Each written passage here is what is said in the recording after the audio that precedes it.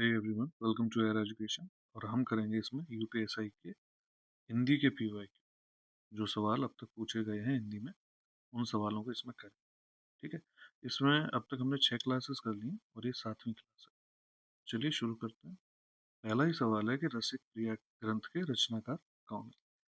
तो देखिए, इसके रचनाकार हैं केशव दास। इन्हीं को कठिन काव्य का रेतवी कहते हैं। और इस रचना के बारे में थोड़ा सा जान लेते हैं। उससे क्या होगा कि आपको थोड़ा लंबे समय तक याद रहेगा। रसिक प्रिया एक रीति ग्रंथ है। रीति ग्रंथ क्या होता है, मैं सिंपल लैंग्वेज में समझाने की कोशिश करूंगा, मैं ज्यादा वैसे टेक्निकली नहीं जाऊँ। तो रीति ग्रंथ क्या होता है कि जैसे मान लो कि कोई नियम है, जैसे कविता लिखने का कोई नियम है। ठीक है। तो उस नियम को बताया जाता है, फिर उसी के आधार पे उदाहरण के रूप में कवि क्या करता है, अपनी कोई कविता लिख देता है। तो पहले नियम, फिर उसी के आधार पर कविता। और इसमें जो नायिका नायिका भेद और रस के बारे में, विशेषतः श्रृंगार रस के बारे में, तो इस तरह के नियम वगैरह बताए गए, तो शास्त्रीय विवेचन किया गया है। ठीक है। तो उस तरीके का एक ग्रंथ है। तो रीति ग्रंथ क्या होते हैं, इससे भी आपको थोड़ा सा आइडिया लग जाएगा कि पहले नियम बताओ, फिर उसके के आधार पर उदाहरण के रूप में अपनी कविता लिख देता है कवि। तो ये केशवदास की रचना है। अगला सवाल है कि गुरु के समीप रहने वाले विद्यार्थी के लिए एक शब्द कौन सा होगा। तो ये होता है अंत्यवासी। अंत्यवासी गुरु के समीप रहने वाला विद्यार्थी। अंतःपुर जो महल का अंदर का भाग होता है, जहाँ रानी रहा करती थी, उसको अंतःपुर कहते हैं। ब्रह्मचारी आपको पता ही है कि जो ब्रह्मचर्य का पालन करता है। वज्र बटुक बेसिकली उस व्यक्ति को कह सकते हो, बच्चे को कह सकते हो। बटुक का मतलब बच्चा होता है, विद्यार्थी भी कह सकते हैं। तो जिसका शरीर हष्ट पुष्ट हो, ठीक है, जो पहलवानी करता हो टाइप। तीसरा, हिंदी साहित्य के लिए किसे प्रथम व्यास सम्मान मिला। तो व्यास सम्मान हिंदी साहित्य में दिए जाने वाला सेकंड हाईएस्ट पुरस्कार है। इसका पहला आप ज्ञानपीठ है। तो इसको 1991 से शुरू किया गया था, के बिरला फाउंडेशन द्वारा। और ये पहली बार रामविलास शर्मा जी को मिला। तो ये थोड़ा ध्यान रखना है। अगला सवाल है, विद्वान व्यक्ति पूज्य होते हैं, वाक्य में प्रयुक्त विशेषण कौन सा है। तो इसमें गुणवाचक है। कैसे व्यक्तियों की विशेषता बता रहा है ना, कि कैसे होते हैं विद्वान व्यक्ति। तो विद्वान होना गुण है। अगला सवाल, इनमें से कौन सा व्यंजन दंत ध्वनि है। तो दंत ध्वनि होती है आपकी त। ठीक है। बोल के भी देख लेना, उससे भी पता लग जाएगा। ता वर्ग पूरा ही दंते होता है। ता में कौन कौन से आगे, त, थ, द, ध, न। ठीक है। तो ये सब दंते होते हैं। और प, प कैसा है, प है आपका ओष्ठ। और क है आपका कंठ। छ कैसा है, ये आप बताओ। ठीक है। अगला सवाल देखिए। छठा सवाल कहता है कि इनमें से शुद्ध वाक्य का चयन करें। तो देखो, जहां पे भी अनेक लिखा आ जाए ना, इसको थोड़ा ध्यान रखना। यही कुछ गिनी चुनी अशुद्धियां होती हैं, उन्हीं से आप देखेंगे, वरना इसमें क्या ही बताया जा सकता है। एक जो होता है, इसका बहुवचन होता है अनेक। अनेकों जहां पे भी आपको लिखा हुआ मिलेगा, वो गलत होता है। ठीक है। तो यहाँ अनेकों है, यहाँ अनेकों है, तो ये वैसे भी गलत हो जाता है। अब जब अनेक है, मतलब बहुवचन है, तो बोली कैसे हो सकता है, बोलियां होगा ना। तो फिर ये वाला सही उत्तर है इसका। तो शुद्ध वाक्य ये होगा। क्यों? क्योंकि इसमें बहुवचन नहीं दे रखा है। अगला सवाल, सापेक्ष शब्द का विलोम कौन सा होगा। अब देखो, विलोम या पर्यायवाची वो हैं तो हैं, उसमें मैं उसको जितना ज्यादा आप पढ़ो, जितना ज्यादा पढ़ सकते हो, उतना ही अच्छा है। सापेक्ष का होता है निरपेक्ष। ठीक है। अब मैं उनको पूरा एकदम बाल की खाल निकालूं, उससे कोई मतलब नहीं। इनमें से अरविंद शब्द का पर्यायवाची कौन सा है। अरविंद का पर्यायवाची होता है कमल। ठीक है। अरविंद का अर्थ ही होता है कमल।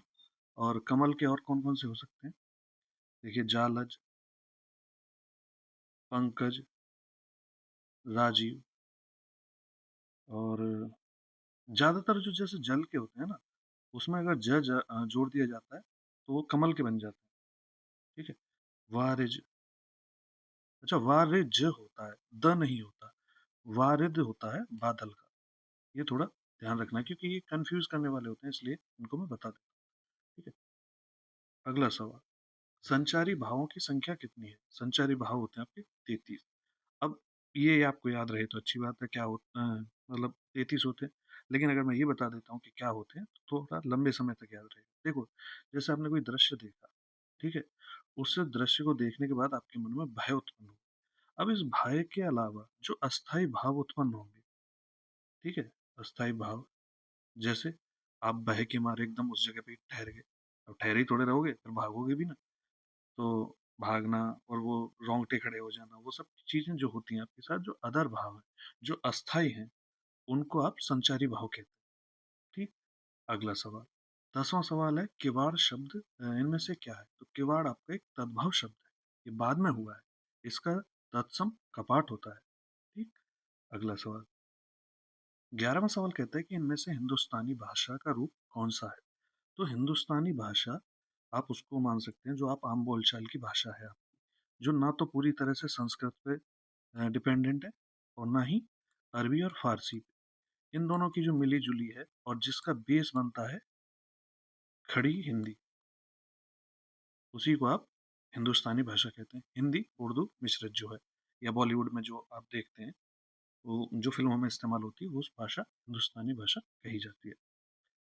अगला सवाल है, झरना ग्रंथ के रचनाकार कौन है? तो झरना ग्रंथ के रचनाकार हैं आपके जयशंकर प्रसाद। ठीक है। अब झरना के बारे में थोड़ा सा जान लेते हैं तो थोड़ा लंबे समय तक याद रहेगा। इसमें क्या किया गया है, इसमें जयशंकर प्रसाद ने अपनी निजी अनुभूतियां, अपने जीवन के जो निजी अनुभव है, ठीक है, वो और विरह यानी कि पीड़ा को प्रकृति के माध्यम से दिखाया है। ठीक है। प्रकृति की जो क्रियाएं होती है उनके माध्यम से दिखाया गया। और यहीं से फिर इसी चीज के बाद से छायावाद का आरंभ माना जाता है। इसको आप छायावाद की पहली कृति भी कह सकते हैं। तो अगर आपसे सवाल पूछ लिया जाए कि छायावाद की पहली कृति, तो झरना। अब छायावाद क्या होता है? मतलब देखो, आपने वो गाना तो सुना होगा, लगी आज सावन की फिर वो झड़ी है, फिर आगे वो बरसात वगैरह सब रो पड़ी है। ठीक है। आपको भी पता है कि बादल नहीं रोते। तो कवि क्या कर रहा होता है कि अपने जो भाव हैं उनको प्रकृति के माध्यम से बता रहा होता है। बेसिकली ये गाना है, टेक्निकली शायद ये सही ना हो, तो लेकिन ये इसका अर्थ वही है। ठीक है। मैं सिर्फ समझाने के उद्देश्य से आपको बता रहा हूँ, तो आपको आइडिया लग जाएगा कि छायावाद का क्या सेंस होता है। अगला सवाल 13वां कहता है कि इनमें से किस वर्ग का उच्चारण स्थान कंठ तालु है?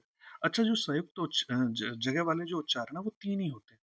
एक तो आपका कंठ तालु हो गया, दूसरा हो गया कंठ ओष्ठ, और तीसरा हो गया ओष्ठ और दंत ओष्ठ actually। ठीक है। तो कंठ तालु में तो आपके ए और आई आ जाते हैं, कंठ ओष्ठ में ओ और औ आ जाते हैं, और दंत ओष्ठ में व सिंगल आता है। ठीक है। तो ए आपका ये इसमें कंठ तालु में आएगा, ओ आपका कंठ ओष्ठ में आ जाएगा, और वह होता तो वो भी बता देते दंत ओष्ठ में। अगला सवाल कहता है कि इनमें से कौन सा शब्द आग का पर्यायवाची नहीं है? तो देखो, अनल आग का पर्यायवाची है, कृषाणु आग का पर्यायवाची है, पावक आग का पर्यायवाची है, व्योम नहीं है। तो व्योम किसका है, ये आप कमेंट बताइए। एक दो सवाल मैं आपके लिए छोड़ता रहूंगा, उससे क्या है कि अगर आप सर्च कर लेंगे तो हो सकता है आपको दो चार चीजें और नई जानने को मिल जाए। अच्छा, आग से जुड़े कुछ क्वेश्चंस और आते हैं, जैसे आग के बारे में एक क्वेश्चन आता है। अच्छा, पर्यायवाची में एक और लिख लो जो पूछा जाता है, वैश्वानर। शास्त्रों में वैश्वानर भी कहा गया है इसे। धूमकेतु। ठीक है। केतु का अर्थ होता है पताका, मतलब झंडा, और इसकी धुएं का ऐसा झंडा होता है, तो इसलिए इसको धूमकेतु भी कहते हैं। कृषाणु आपने लिख लिया। और एक होता है जैसे जठराग्नि। जठराग्नि, इसको कहते हैं पेट की आग। ठीक है, भूख। और एक होती है बड़वाग्नि।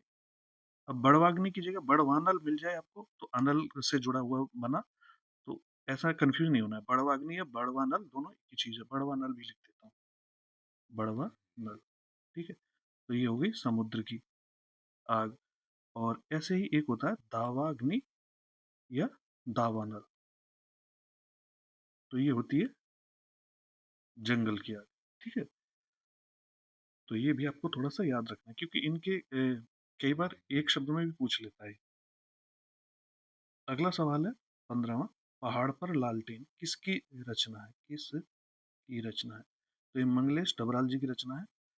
और ये बेसिकली एक व्यक्ति है जो पहाड़ पे रहता है आराम से, और फिर जब वो शहर आ रहा है, ठीक है, तो यहाँ का जो सरल जीवन है और यहाँ का जो आधुनिक जटिल जीवन, यहाँ प्रकृति के साथ आदमी रहता है बढ़िया एकदम मजे से, इसके बीच का संघर्ष कविताओं के माध्यम से बताया गया। ठीक है, तो ये क्या है? एक कविता संग्रह है।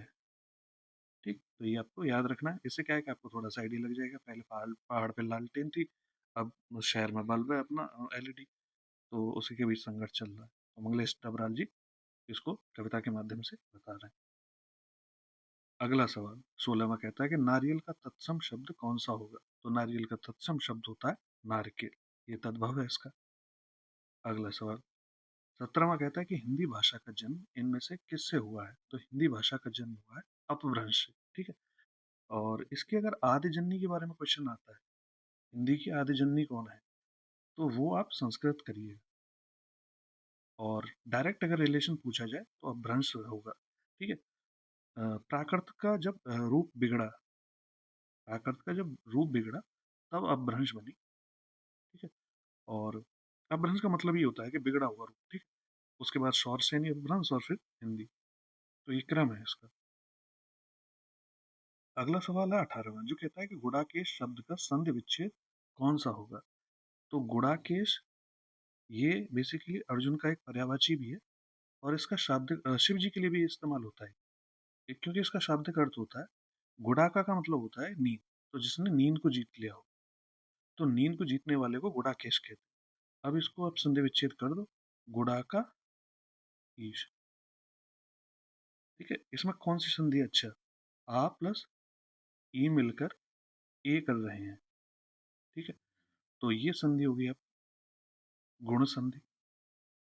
स्वर संधि में गुण संधि का एक प्रकार है, तो गुणा का ईश।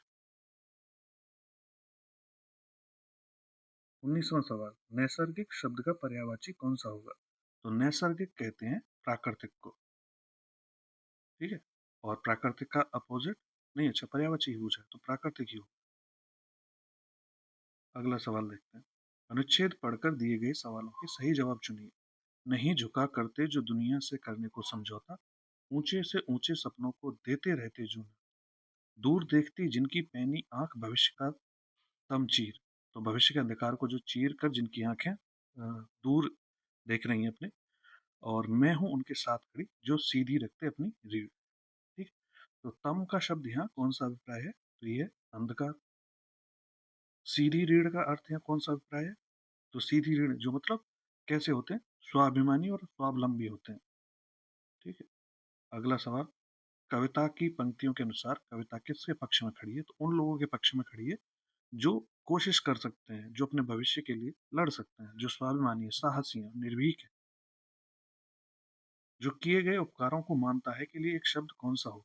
अब देखो इस तरह के मैं ज्यादा नहीं कराऊंगा, आगे मैं अगर कराऊंगा तो क्योंकि इसमें आपको पढ़ना है और उसी में से सवाल मतलब ढूंढने होते हैं, ये रिपीट भी नहीं होते। ठीक, तो इनका आप अभ्यास करें खुद से तो ज्यादा बेहतर है।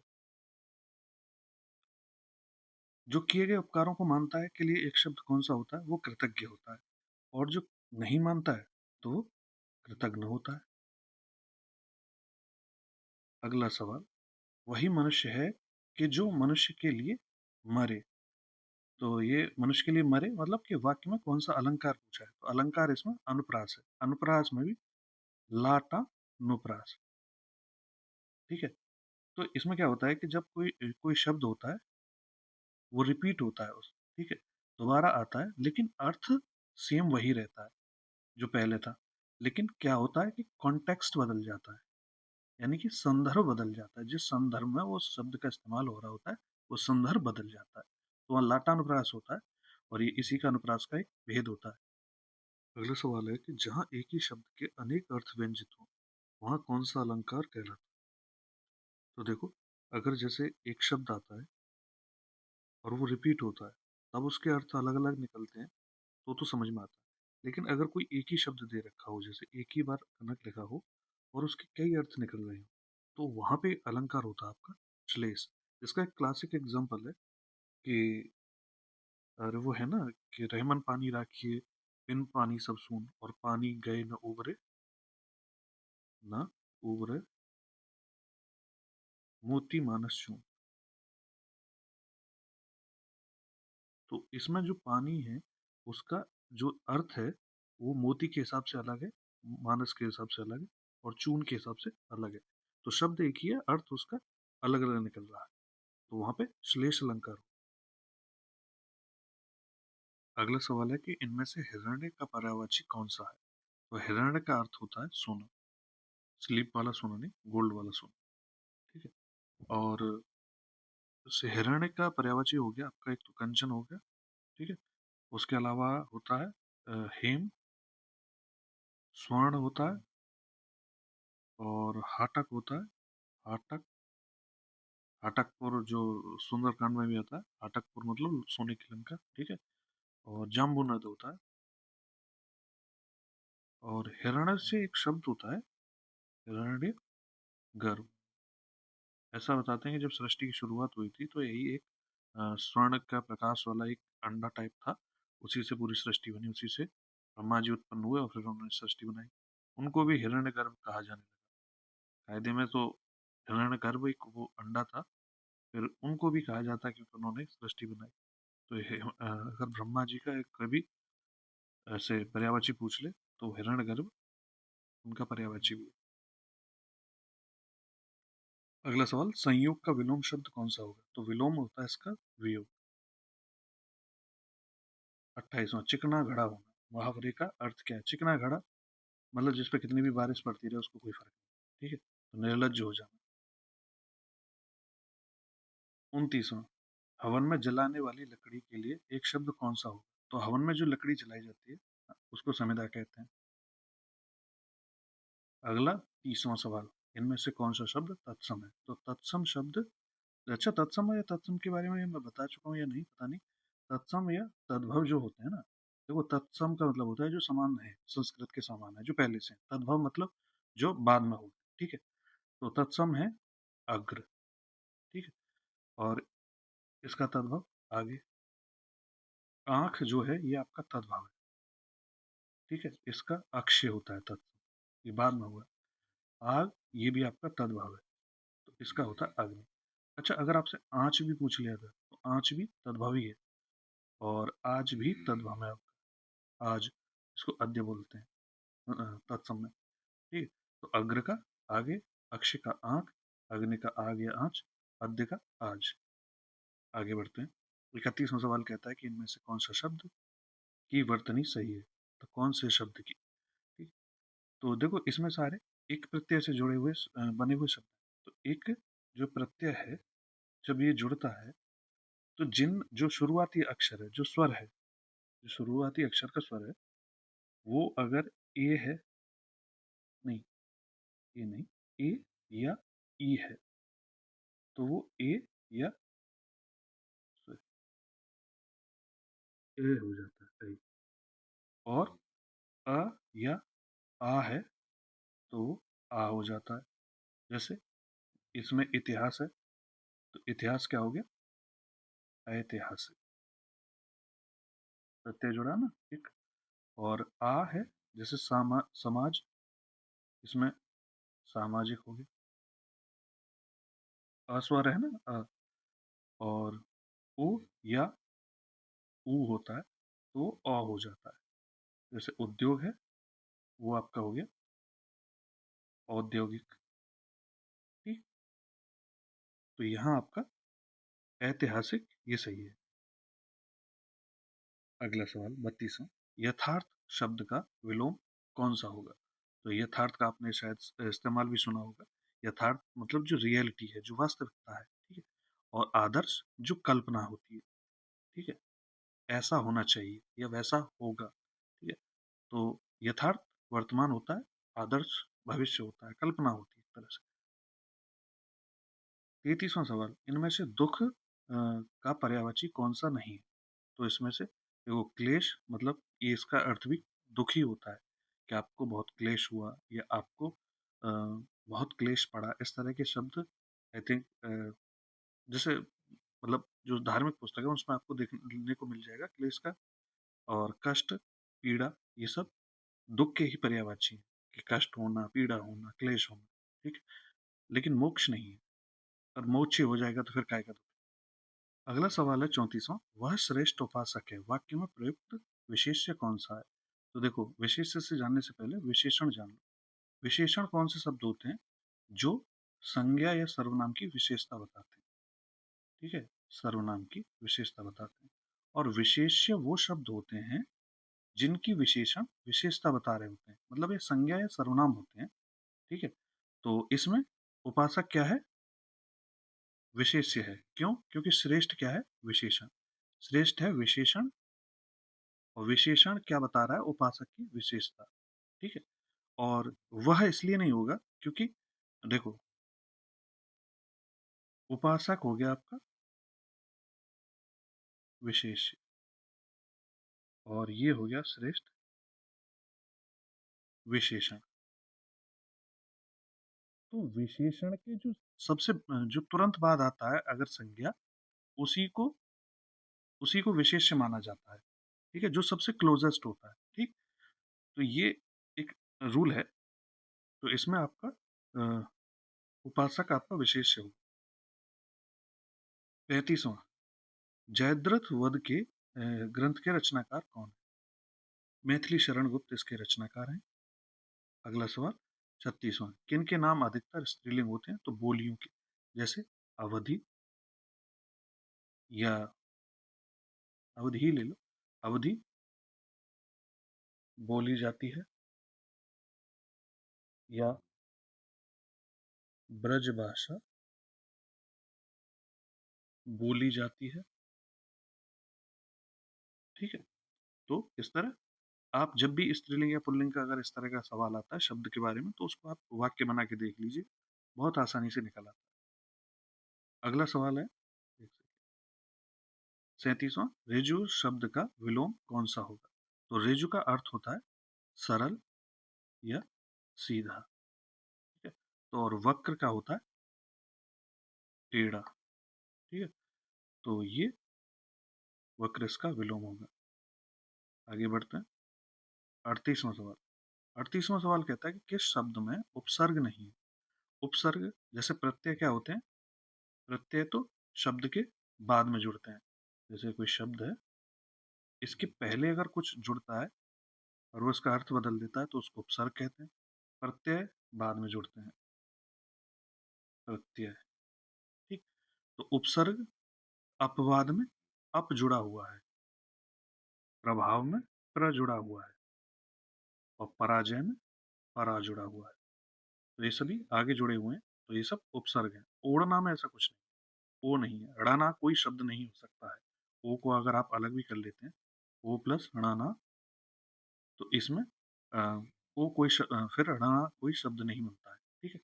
उनका अलग अपना भी अर्थ होना चाहिए, जुड़ने के लिए भी तो कोई अर्थ होना चाहिए, ठीक है। तो ओढ़ना या उपसर्ग नहीं है, इस सब सॉरी उपसर्ग नहीं है क्या? ओढ़ना में कोई उपसर्ग नहीं। अगला क्वेश्चन 39वां, दक्षिण भारत हिंदी प्रचार सभा का मुख्यालय किस शहर में है? तो ये चेन्नई में है। और अंतिम सवाल, इनमें से सही शब्द का चयन करें। तो देखो, उज्जवल ऐसे लिखा जाता है, उज्जवल, ठीक है। ये क्योंकि उत प्लस ज्वल से मिलकर बना है, तो ये व्यंजन संधि है। व्यंजन संधि का एक नियम होता है कि अगर त या द के बाद आपका ज आए, ज आए, ड आए, ल आए, तो वो सब क्या बन जाते हैं? ये त या द इन्हीं शब्दों में परिवर्तित हो जाते हैं। तो यहाँ जैसे त है, तो ये क्या होगा? उज, आधा ज यहाँ बन गया।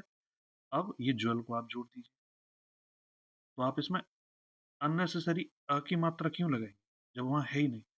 तो इसलिए ये उज्जवल ऐसे लिखा जाता है, सही शब्द, मतलब जो सही वर्तन है, ठीक है। तो ये हो गई आपकी क्लास। अ, मैं वही कहूँगा फिर से, अगर आप लोगों को मेरा प्रयास अच्छा लग रहा है तो प्लीज़ लाइक शेयर कमेंट, और अगर आपका कोई ऐसा सुझाव है जो इस क्लास को बेहतर कर सकता है, तो वो भी कमेंट कीजिएगा, मैं ज़रूर उस पर काम, ठीक है। Thank you for watching.